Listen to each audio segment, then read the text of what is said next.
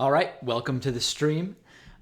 We will be talking about some of the latest breaking news, going to be taking questions, super chat is on, etc., etc. I'm just going to wait 30, 60 seconds or something like that just for people to connect. Yes. So, super chat is on. And I am predicting that I guess I don't know. I don't know that I want to predict that. My sense is that increasingly on the Trump Russia stuff, there are sort of two camps developing.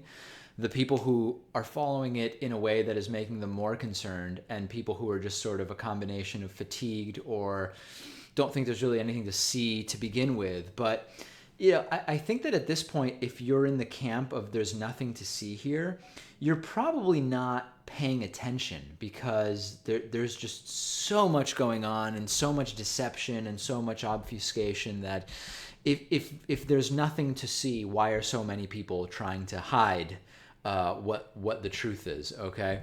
So I'll be doing live thank yous and shout outs for people who sign up at davidpakman.com/membership during the stream.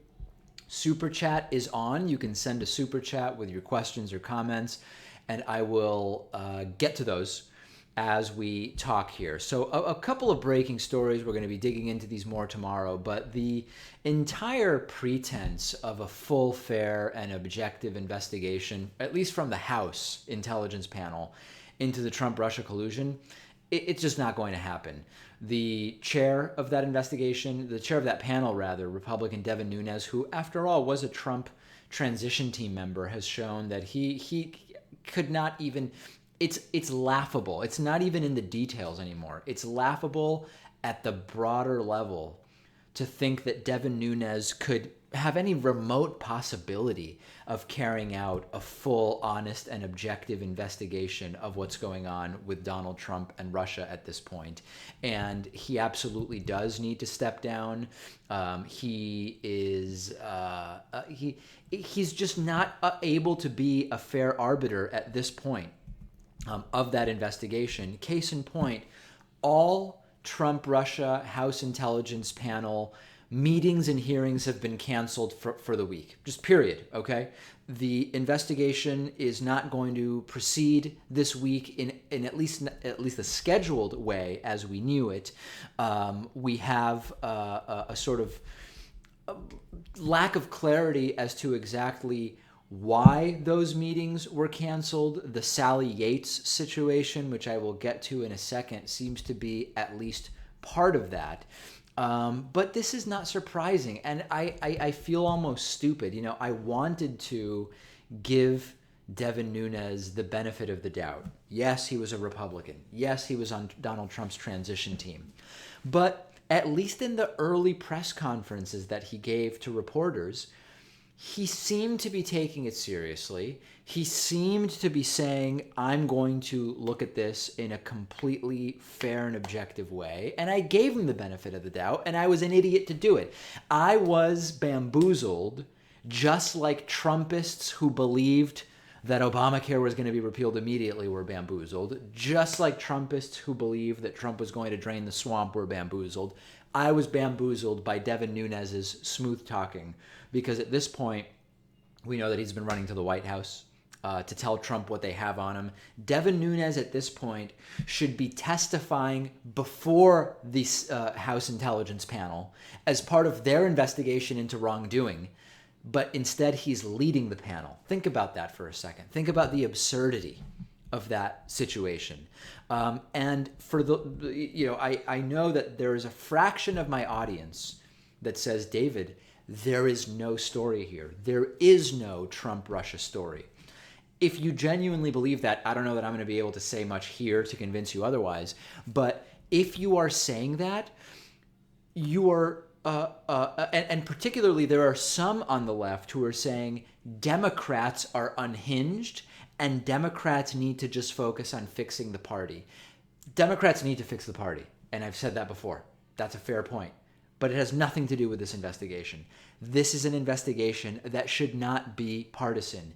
If we have not only potential collusion and coordination between the president of the United States and a foreign power, which in 2012, according to even the Republican nominee, was not a friendly nation to the United States. That in and of itself is a story.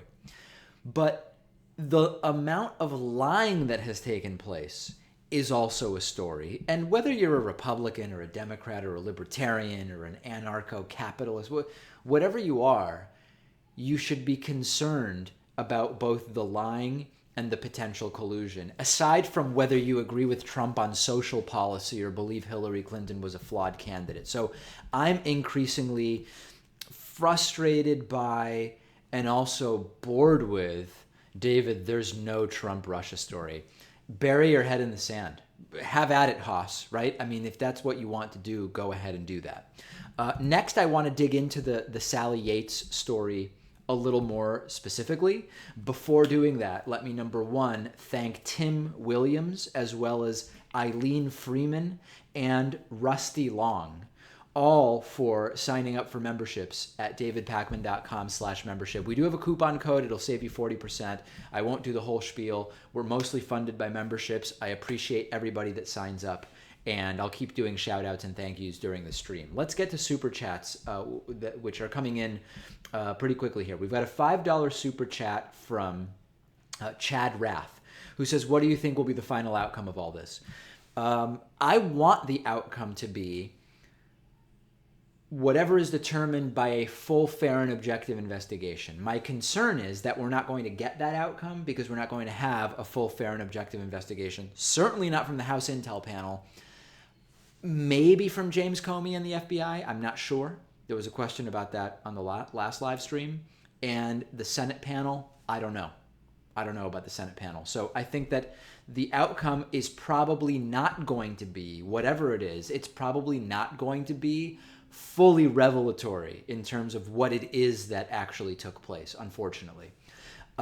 Next super chat is from Lestliness for $5, saying, invoice to Merkel denied by both Germans and Cheeto Man. True? I've not read that so far. This is, of course, a story related to the invoice for $378 billion that Donald Trump allegedly presented to German Chancellor Angela Merkel during their meeting. I have not read that it is being denied by all parties. It's common for German diplomats to just generally deny anything that would sort of fall under the umbrella of hijinks. And it's common for Trump to deny stuff that's obviously true, as we found out with the Russia investigation. So I'm not aware of that, and I'll look into it. We've got a $2 super chat from Gregory Kaltz, who says, what if the EU led the investigation? Yeah, I don't know why the EU would necessarily... Well, the EU could certainly do an investigation in terms of how a Russia-Trump collusion or coordination would impact diplomatic relations with member nations in the European Union. However, I don't think that anything that would be uncovered by the EU would be considered sort of admissible in figuring out what should, if anything, happen in terms of repercussions within the US. But if there was an EU investigation that made a number of assertions about what took place, and if they were damning, then it would certainly put pressure on American agencies to figure out whether that is whether those assertions are accurate or whether they can be disproven. So I don't think it would do much in terms of repercussions in the U.S. directly, but it could certainly put pressure on the investigators here in the United States. We've got a $15 super chat from Frank McWright, who says, I've seen reports over Trump's sexual assault. White House claims immunity through him being the nation's commander-in-chief. How valid is that? Does becoming president basically delete your history? My understanding of this, and I am not a lawyer, I don't think anybody thought I was a lawyer, but just in case, my understanding is that the president is immune from criminal prosecution while they are president of the United States. This does not retroactively clear the president of anything they may have done before they were president. It just means that while they are president, they cannot be criminally prosecuted. Interestingly enough, with the sexual assault stuff, sitting presidents can be civilly prosecuted. for monetary damages or compensation, and that was an aspect to some of the sexual assault stories that as they were being discussed during the transition. But Donald Trump, after leaving office, could then again be criminally prosecuted for actions that he allegedly took before being president of the United States. That's where that stands. We've got a $2 Canadian super chat from Floppy Kid who says merely, "Remember Jeff Sessions? Yeah, I don't. You might just be joking, but you're making a good point, which is that we're already. I mean, the Trump Russia scandal is so big that we've already, in a sense, moved beyond the fact that the sitting attorney general lied about multiple meetings that we now know he had with the Russian officials. And we're going to keep talking about it, but it's already out of the media cycle because of what's going on with Sally Yates and Devin Nunes and the canceled hearings. But thank you for bringing it up, Floppy. $2 super chat from Gregory Kalt saying, "Spouse rape laws saved Trump in the early 90s. Immune?" I don't know the backstory on how spousal rape laws impacted. I think you're referring to the Ivana Trump rape allegations. I mean, I don't think that I'm wrong in calling them that against her then husband, Donald Trump. I don't know the backstory of that, but that's interesting. I would like to know more about that. Okay, let me dig into the Sally Yates story, but before that, I will tell you that Emily McCoy has done something bigly awesome by signing up for membership at davidpakman.com/membership. And so has Jennifer Mignoret, I think it would be the way it's pronounced. Both Emily and Jennifer using the coupon code I voted 17. That gives you a 40% discount off of membership. Here's something I think you'll like. As some of you may know, I'll get to Sally Yates in a second. Trust me, folks. Some of you may know that vegan David Pakman Show producer Pat Ford is vegan, as his name implies, and a viewer of the show whose name is escaping me right off the bat, but let me pull it up because I want to make sure I have clarity this evening.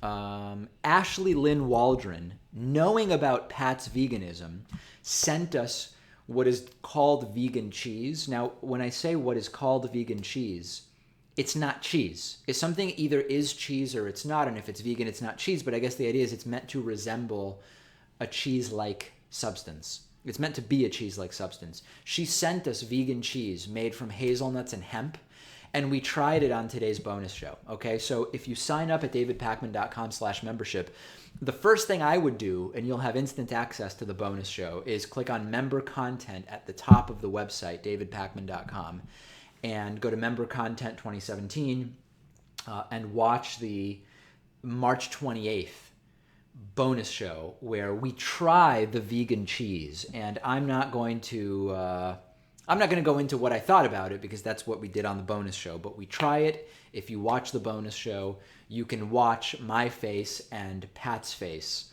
as we try the vegan cheese. So check that out. I think that you will enjoy that. Okay.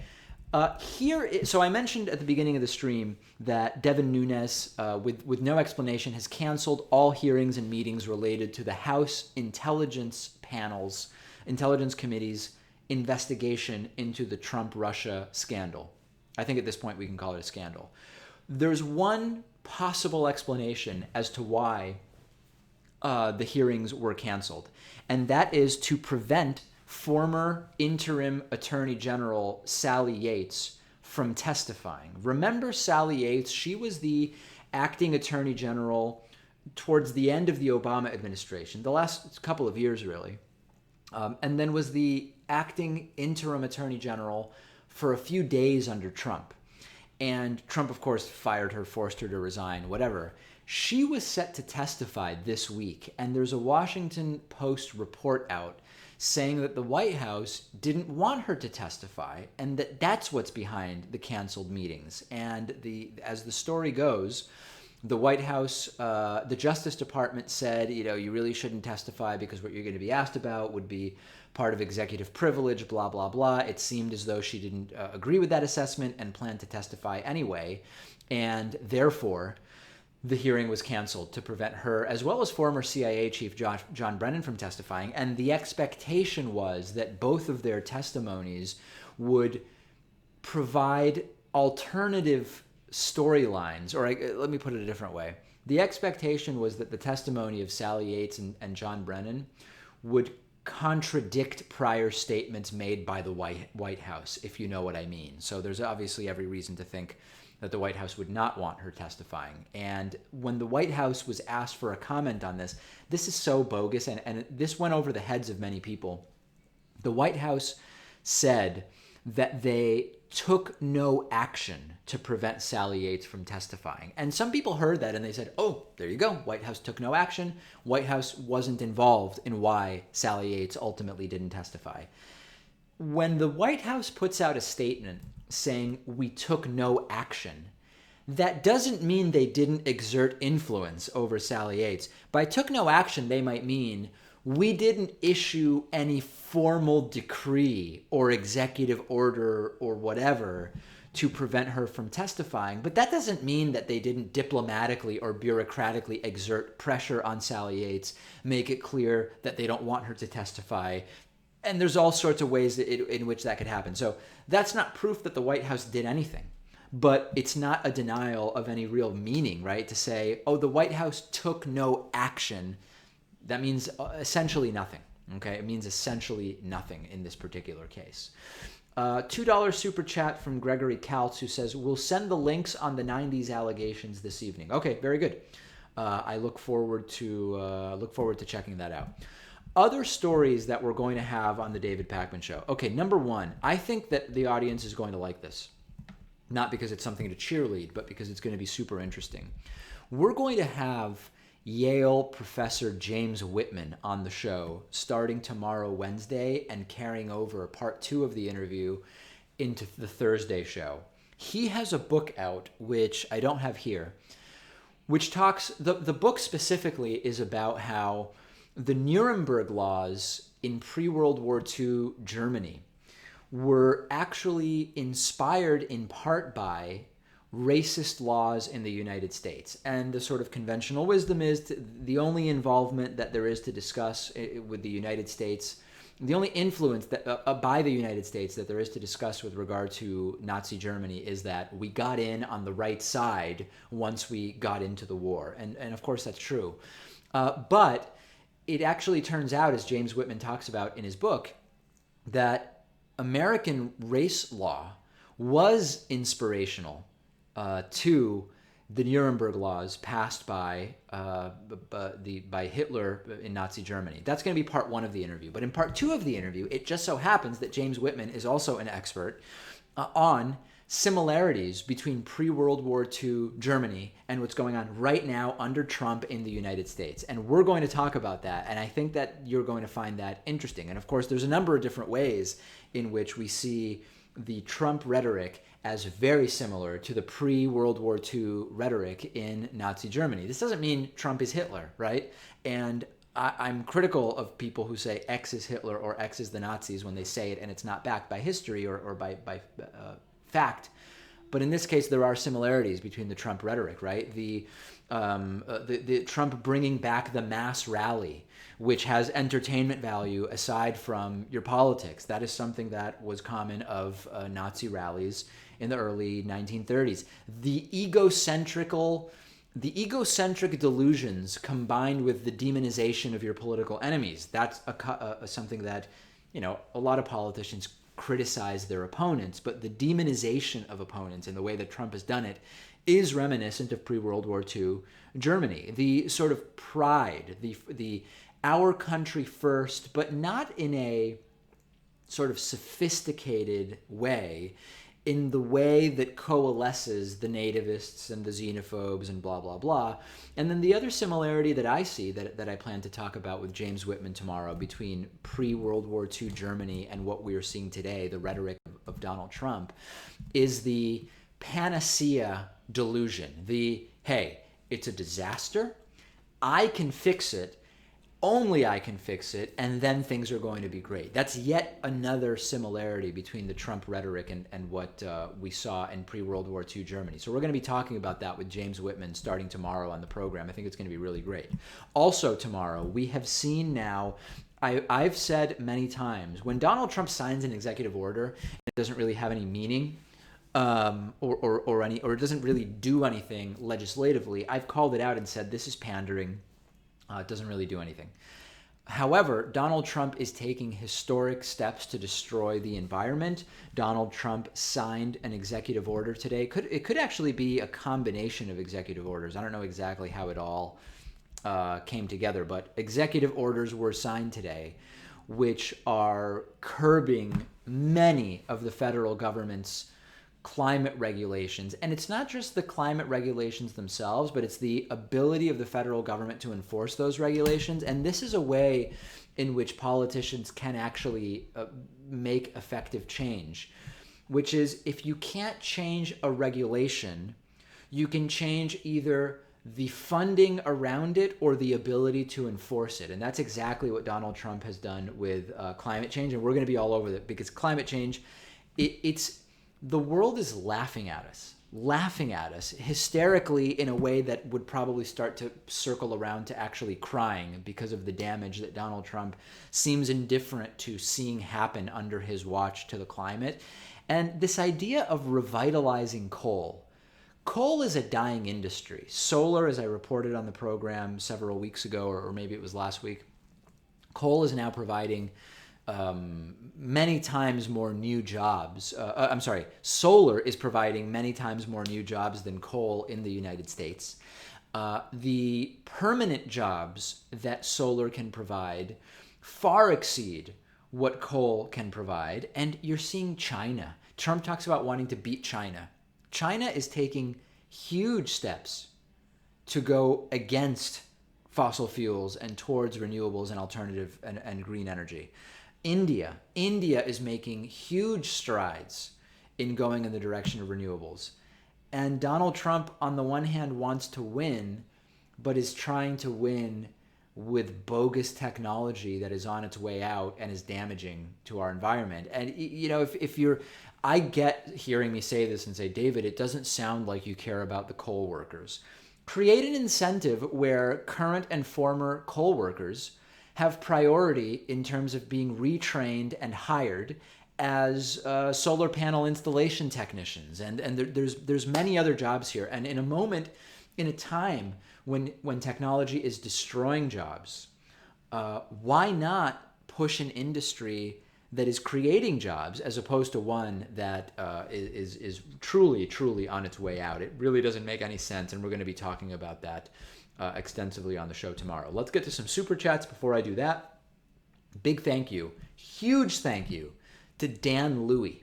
Dan Louie, just while we've been talking here, went to davidpakman.com/membership, selected a yearly membership, typed in the coupon code I voted 17, and got a 40% discount off of membership. And now he will be able to watch today's bonus show, the March 28th bonus show, had vegan producer Pat and I trying vegan cheese. Okay, we had a viewer who sent us vegan cheese, and we tried it on today's bonus show. You can also check out the March 21st bonus show, which I am calling the St. Patrick's Day Public Urination bonus show, also an interesting one. So please sign up at davidpakman.com/membership. It's the #1 funding source for this show, and I'll keep doing shout outs and thank yous while we're talking here. Let's get to some super chats. Lawrence Fogel sent a $5 super chat saying, what about the Jewish Community Center bomb threats? You wouldn't want to risk destroying claims of real anti-Semitism, right? FYI, it was a Jewish guy and a black leftist. Yeah, so it turns out that some of the bomb threats at a JCC were done by a young, I didn't hear about the black leftist part, but a Jewish guy, a young Jewish guy, who I guess had been rejected by the Israeli military, clearly rightly so, if this is a guy who was capable of then, in response, calling in bomb threats to JCCs. He was arrested in Israel, I believe. And I truly don't know what this means, what the question means by saying you wouldn't want to risk destroying claims of real anti-Semitism, right? Yeah, I mean, I think that's, fake bomb threats are obviously horrible no matter who's doing them, and a separate issue from anti-Semitism that exists. I'm not totally sure I understand that part of the question, but yes, someone has been arrested for some of those Jewish community center bomb threats. Isaiah Rowe sent a $10 super chat asking, how likely is an economic crash in the next few years due to these deregulatory policies, budget cuts, etc.?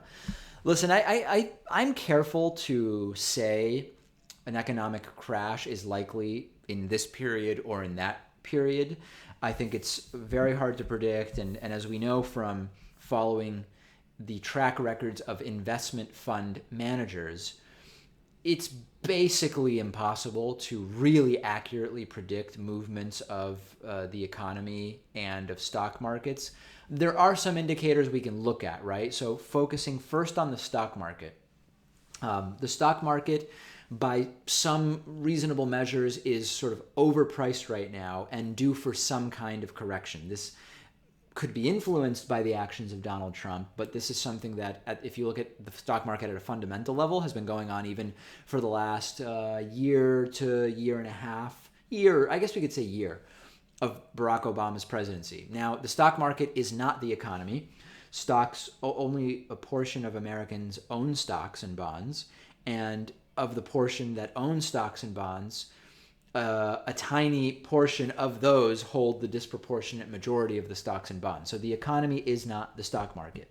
When you look at stagnant middle class wages, and I recently read a very good book, and we're going to be interviewing the author of this book, Elizabeth Currid Halkett.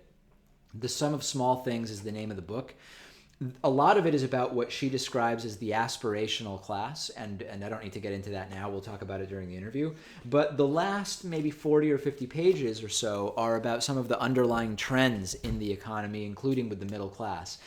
And when you consider that the rich, many of the consumption habits of the very rich are not nearly as good for an economy as the consumption habits of the middle class. And this has to do with an economic concept called the marginal propensity to consume.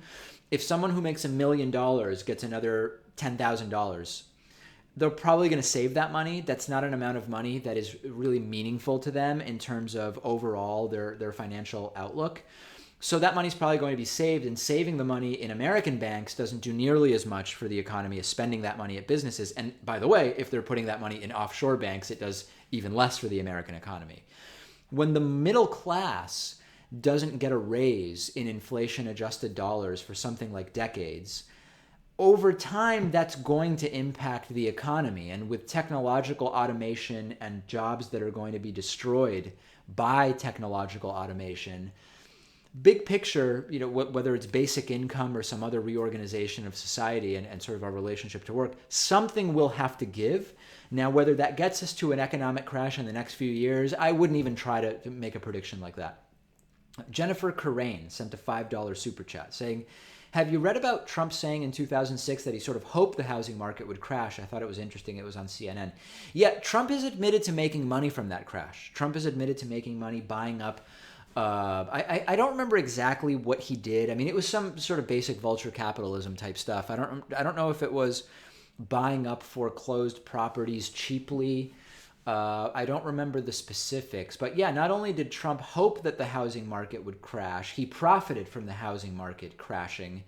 And now, supposedly, as president of the United States, we're supposed to believe that he's going to prevent future crashes, do things that will be bigly, tremendously good for us. I don't really know. It's pretty insane, to be perfectly honest, to believe that. I don't believe it. I don't know if you do.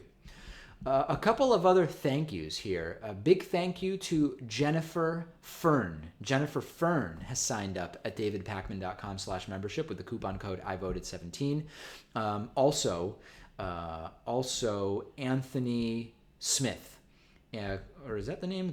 I'm seeing two different names, the PayPal name and the sign up. Anyway, it appears to be Anthony Smith.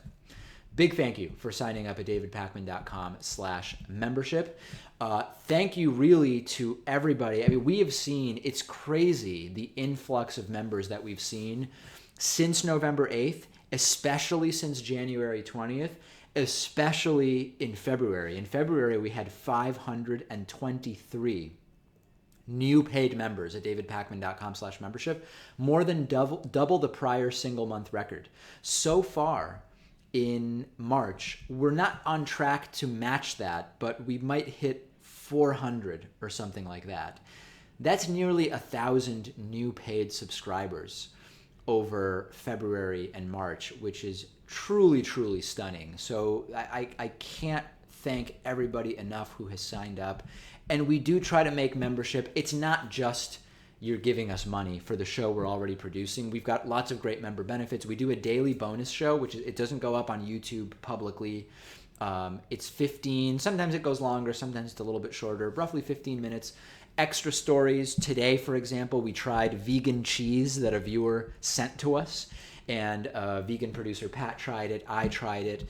Our intern Melody tried it off air, and we try to really make it valuable. And at $6 a month or $60 a year, I think it's a great value. With the 40% discount code, I voted 17, making it only $3.60 a month or $36 for the year. I think it is hugely, hugely, hugely a good value, and I thank everybody who's been signing up while we've been talking here.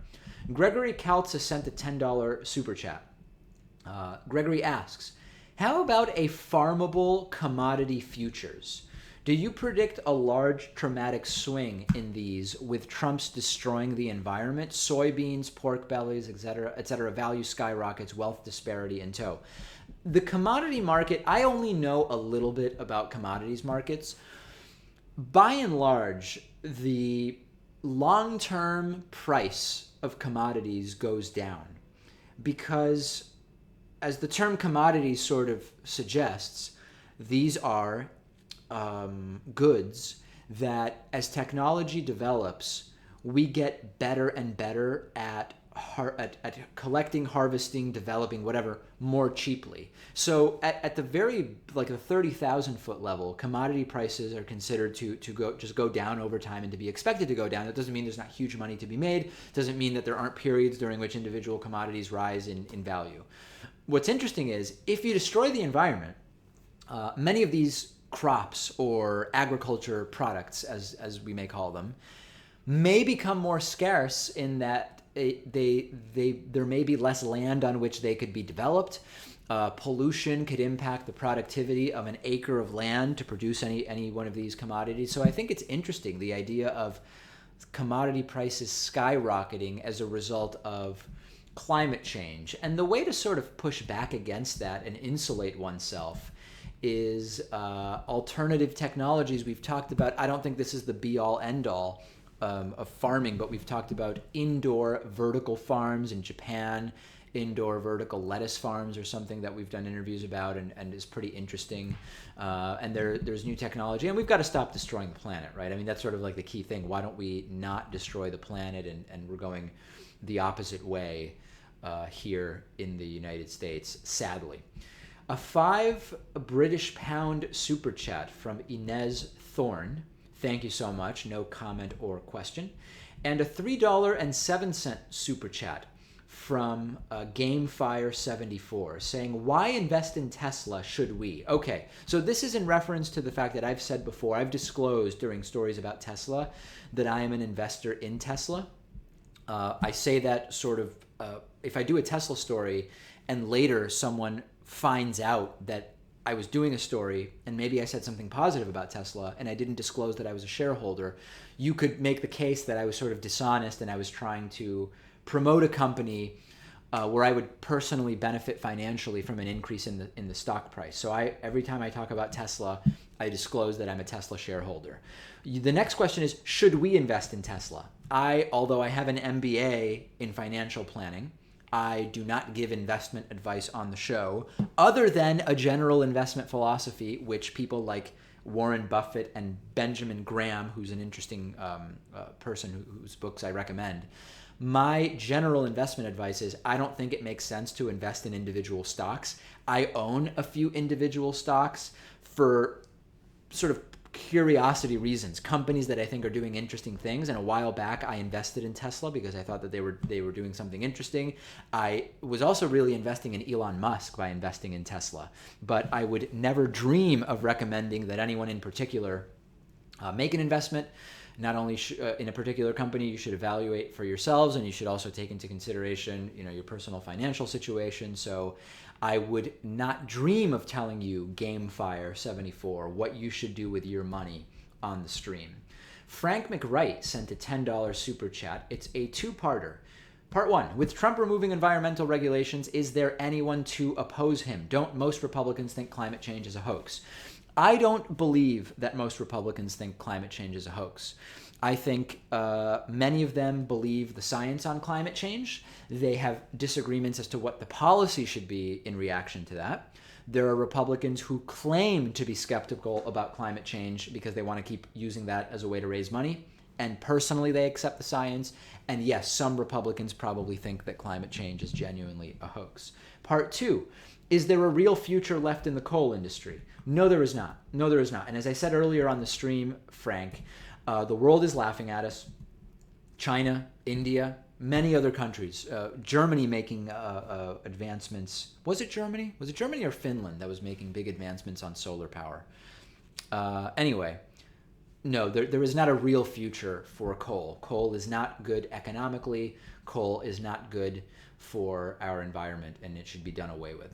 We've got a $5 super chat from dbark04 asking, David, do you believe Donald Trump will be impeached before the midterm elections? What percentage chance do you give?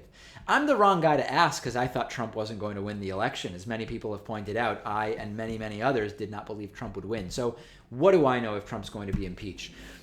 Bigger picture, I have said that I don't know that Trump will allow himself to be impeached. I have a sense that even though you would think Trump's ego wouldn't allow him to admit defeat and resign, that if someone got to Trump and talked sense into him and said, you are going to be impeached, that he might resign.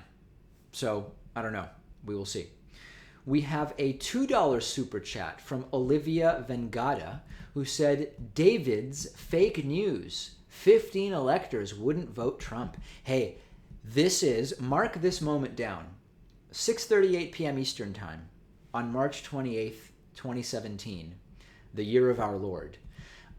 We have the first person who was willing to do a trolling super chat. And I hope it was worth it for you, Olivia. Yes, of course, referring to the story that I and others were reporting on between November 8th and January 20th, that there was an elector revolt being planned. We reported that story along with others. It turned out not to be true. Will we ever know? Was it ever true? Did the electors get cold feet? I don't know. But Olivia, I hope that it was worth it for you. What other stories did I want to mention for tomorrow?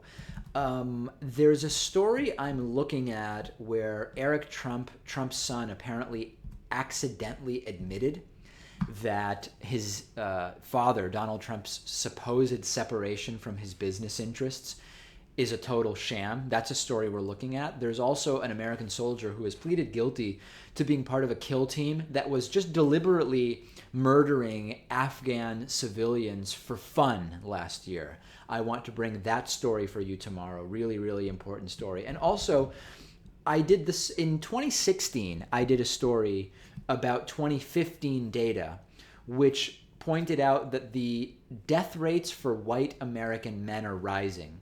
And we now that it's 2017, we have data for 2016. And the death rates for white American men continue to rise. And that's a story that I want to talk about. It's an important story. There are men's rights activists who point to, I guess, what they see as lack of coverage of that story as a way in which men's issues are sort of not prioritized, I guess, is the idea. I've not seen evidence of that, and I plan to talk about the story. I think it's an interesting story and a relevant story. Let me send out a few more thank yous, because while we've been talking, many, many people have been signing up for membership at davidpakman.com/membership. Thank you. Thank you so much. Gage Murray signed up using the 40% coupon code I voted 17. Mark Molyneux has used the coupon code I voted. Actually, did Mark use the code? Yes, Mark used the code I voted 17 to get a 40% discount.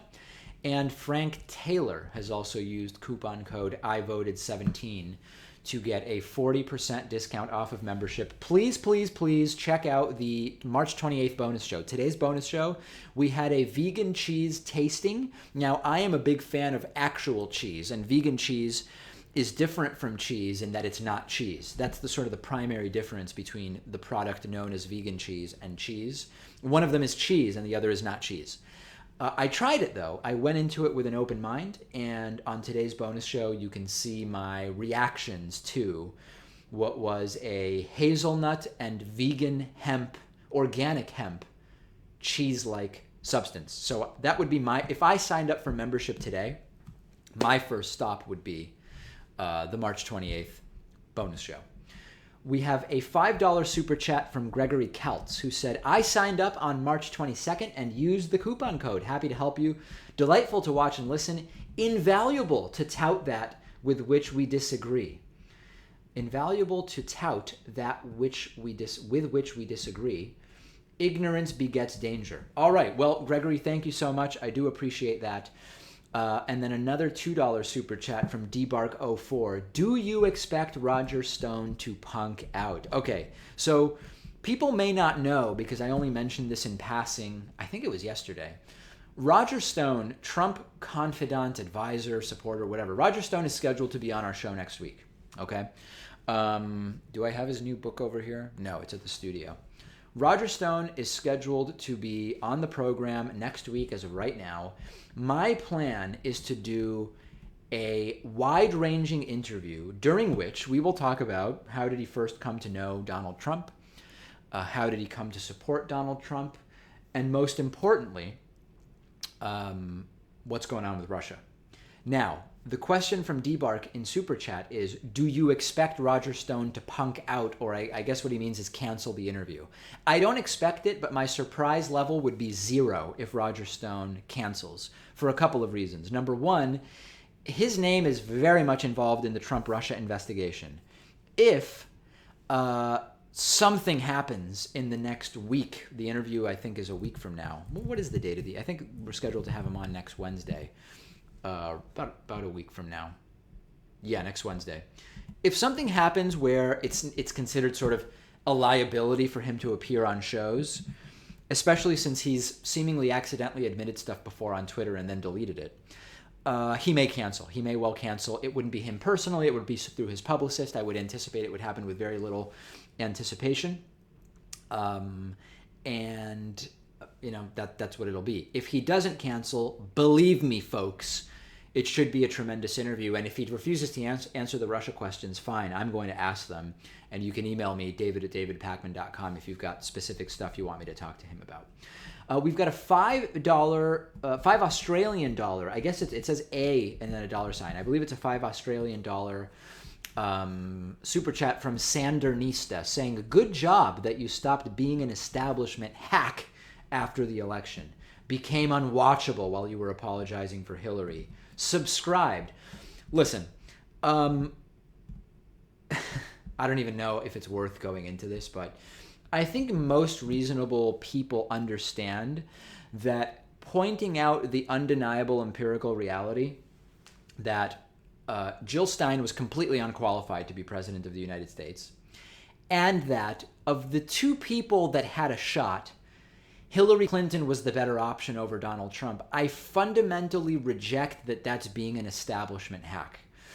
And to be perfectly honest, I don't even know that anything's really changed. You're saying I stopped being an establishment hack after the election. I don't know that there's that much of a difference between, Hillary's not running. So I'm talking to you about what's going on currently. Hillary Clinton is not currently running, so I'm not talking about Hillary Clinton. But I sort of reject the notion, but appreciate the $5 Australian dollars and your support, Sandernista. We've got a $2 super chat from Gregory Keltz, who says, "Can you recap the Jared Kushner events if you would?" I did this on the regular show today, and let me see what time that video is scheduled to go live. I think it's relatively soon, where I talked about the Kushner stuff. So at 9 p.m., we've got an extensive video going live about the Jared Kushner stuff. Long story short, Jared Kushner is Donald Trump's son-in-law, Ivanka Trump's husband, close advisor to Donald Trump. We knew about one meeting that he participated in with Russian officials. It was the same meeting that Michael Flynn, Trump's disgraced national security advisor, had with Sergei Kislyak, the U.S. ambassador, the Russian ambassador to the U.S. There's a second meeting that we now know Jared Kushner had with the chairman of a Russian bank which is sanctioned by the United States. And again, we are now told, the White House initially did not talk about that meeting. Now they've admitted that the meeting took place, but they're saying nothing of consequence happened there. And you'd have to kind of be an idiot to believe that a dozen or so different officials, we've had now a dozen or so different points of contact, known points of contact between Trump officials and Russian officials, and we're to believe that all of these meetings were what, for fun? Nothing came of them, nothing important was discussed, even though why would the chairman of Russian banks fly to the U.S. for meetings that are of no consequence? It's idiocy, right? Nobody would believe that. Not to mention that when you look at the timing of some of the meetings, and when, for example, the Republican platform softened their anti-Russia stance, or Donald Trump stopped talking about Vladimir Putin, or whatever, right? The timing is damning, the lies are damning, and it's all just an absolute and total disaster. Truly, truly, folks, believe me. I'm kidding, of course. You don't really have to believe me. The evidence continues to roll out. Big thank you to Maddie Halligan and Deanna Bell, both of whom signed up at davidpakman.com/membership using none other than the 40% discount code IVoted17. Will they go and watch the March 28th bonus show where we did a vegan cheese taste test? I don't know. But of course, once they're members, the bonus show will be one of the member benefits that they have access to. On that note, that's going to do it for today. Big show tomorrow. Thanks to everybody who joined me. Follow me on Instagram. Why not? David.Pakman.